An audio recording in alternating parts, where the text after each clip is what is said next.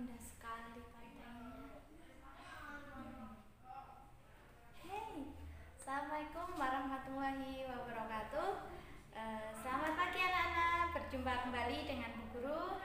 Nah, hari ini kita akan mempelajari tentang IPS KD 3.3 tentang jenis kegiatan ekonomi di masyarakat.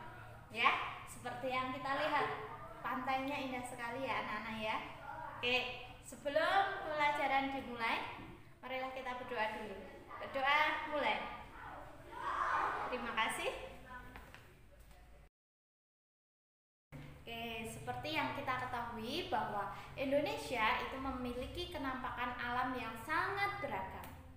Ada pegunungan, ada danau, ada sungai, kemudian ada pantai, ada dataran tinggi, ada dataran rendah. Nah, itu semua menyebabkan Indonesia itu kaya dengan kegiatan ekonomi. Itu sangat beragam sekali. Antara kegiatan ekonomi yang dilakukan di pegunungan, di dataran rendah, di daerah pantai, di daerah danau, itu semuanya berbeda. Nah, marilah kita pelajari jenis-jenis kegiatan ekonomi masyarakat. Anak-anak, marilah kita mulai pelajarannya. Siapkan LKS-nya halaman 19 dan buku paketnya tema 2 halaman 31. IPS KD 3.2 tentang kegiatan ekonomi masyarakat. Kegiatan ekonomi masyarakat yang pertama ini adalah petani. Ya, kita masuk pada agraris. Negara kita termasuk negara agraris. Hal ini karena sebagian besar penduduknya bermata pencaharian sebagai petani. Hasil dari pertanian itu seperti jagung, kacang-kacangan, umbi-umbian, sayur-sayuran, dan palawija. Ada pula usaha perkebunan yang dapat dilakukan di dataran rendah maupun dataran tinggi. Tanaman perkebunan yang cocok ditanam di dataran rendah misalnya kelapa, karet, dan coklat. Masih ada satu lagi yaitu anggur. Ya, seperti yang kita ketahui di tempat Bukus itu di Plumbungan Sumbermulyo ada perkebunan anggur ya. Oke, yang kedua, ini adalah gambar usaha kegiatan ekonomi berupa perikanan. Oke, usaha perikanan merupakan usaha penangkapan, pemeliharaan atau pembudidayaan ikan. Sebagian besar wilayah Indonesia adalah perairan. Namun, hasil dari perikanan Indonesia masih kurang maksimal. Hal itu dikarenakan kurangnya pengelolaan dengan baik. Adapun beberapa jenis perikanan, yang pertama yaitu perikanan air payau atau yang sering kita sebut dengan tambak. Yaitu usaha perikanan yang dilakukan di perairan pantai yang landai. Air pada jenis perikanan ini merupakan campuran dari air laut dan air tawar yang berasal dari air hujan. Perikanan payau menghasilkan bandeng dan ikan. Yang kedua yaitu perikanan darat atau sering kita sebut dengan air tawar, yaitu usaha perikanan yang dilakukan di kolam sebagai tempat pembenihan dan pemeliharaan ikan.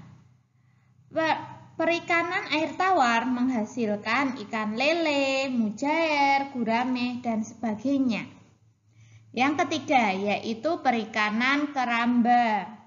Merupakan jenis anyaman dari bambu yang dipasang pada saluran air, sungai, danau, waduk, rawa, dan di tepi laut sebagai tempat pemeliharaan ikan. Keramba dibuat dengan rapat agar tidak ada celah yang membuat ikan keluar. Bagian atasnya dibuat pintu untuk memasukkan makanan. Yang keempat yaitu perikanan nina padi, yaitu kegiatan memelihara ikan yang dilakukan di sawah bersamaan dengan waktu tanam padi. Jenis ikan yang cocok ialah ikan yang cepat besar dan berumur pendek, misalnya ikan emas, tawas, nila. Ikan akan dipanen bersamaan dengan panen padi. Jadi sama-sama panen, padinya panen, ikannya pun panen. Yang selanjutnya ini adalah gambar peternakan sapi. Peternakan merupakan usaha pemeliharaan dan pengembangbiakan hewan untuk diambil hasilnya. Usaha di bidang peternakan dapat dibagi menjadi 3, yaitu ternak hewan besar. Itu ada sapi, ada kerbau. Yang kedua adalah ternak hewan kecil seperti kambing dan kelinci. Yang ketiga adalah ternak unggas. Ada ayam, burung, itik, dan sebagainya. Oke, anak-anak. Ini adalah gambar suasana perdagangan di atas sungai. Namanya Pasar Apung di Banjarmasin ini. Nah, bagus ya. Jadi pedagangnya itu pakai kapal-kapal, ada bahan yang dijual, kemudian pembelinya di seberang sungai. Ketika akan membeli, itu pedagangnya ke tepian. Nah, begitu seterusnya. Oke. Perdagangan ialah usaha mengumpulkan atau menyalurkan barang tertentu dari produsen untuk dijual kepada konsumen. Barang-barang yang diperjualbelikan merupakan barang-barang kebutuhan hidup. Hampir semua jenis diperdagangkan seperti makanan, minuman, pakaian, perabotan, dan lain sebagainya. Usaha perdagangan yang dilakukan yaitu mengolah bahan pokok untuk kemudian menjualnya, atau membeli barang kemudian menjualnya kembali tanpa proses pengolahan. Yang selanjutnya ini adalah gambar industri. Nah, kawasan industri. Industri adalah kegiatan mengolah bahan mentah menjadi barang setengah jadi atau menjadi barang jadi. Contoh industri kecil adalah pengrajin sepatu, mebel, alat-alat rumah tangga, pembuatan emping melinjo, tahu tempe, dan lain sebagainya. Contoh industri besar adalah industri tekstil, mobil, semen, elektronik, dan mesin-mesin. Nah, yang selanjutnya ini adalah gambar dari hutan pinus yang ada di Bantul. Siapa yang sudah pernah ke sini? Ya, di sana indah sekali ya anak-anak. Oke, sekarang hutan. Hutan itu merupakan tanah area luas yang dipenuhi oleh pohon-pohon yang biasanya tidak dipelihara manusia. Hasil hutan mulai dari kayu, damar, ataupun rotak. Selanjutnya, ini adalah gambar pertambangan. Kegiatan pertambangan biasanya terdapat di pegunungan atau lepas pantai. Macam-macam bahan tambang diantaranya ada pasir, emas, minyak bumi, batu bara, dan bauksit. Nah, yang di dekat daerah kita ada pertambangan pasir, ada di Kulon Progo, ya, itu termasuk di daerah sungai. Ya, anak-anak, untuk selanjutnya tugas tuliskan jenis kegiatan ekonomi orang tua kalian atau boleh juga tetangga kalian.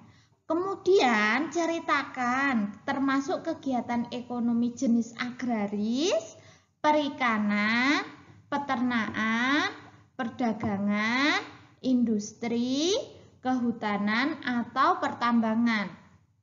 Kerjakan di buku tulis minimal cerita yang kalian buat itu 1 halaman, ya. Anak-anak, kalian tadi sudah mempelajari tentang keberagaman jenis kegiatan ekonomi berdasarkan tempatnya, berdasarkan keadaan lingkungannya. Nah, sekarang silahkan kalian mengerjakan tugas-tugas dari Bu Guru dengan baik. Kalau sudah selesai, nanti kalian bisa melanjutkan aktivitas kembali. Oke, dari Bu Guru cukup sekian. Selamat belajar untuk kalian dan jangan lupa tetap jaga kesehatan. Wassalamualaikum warahmatullahi wabarakatuh.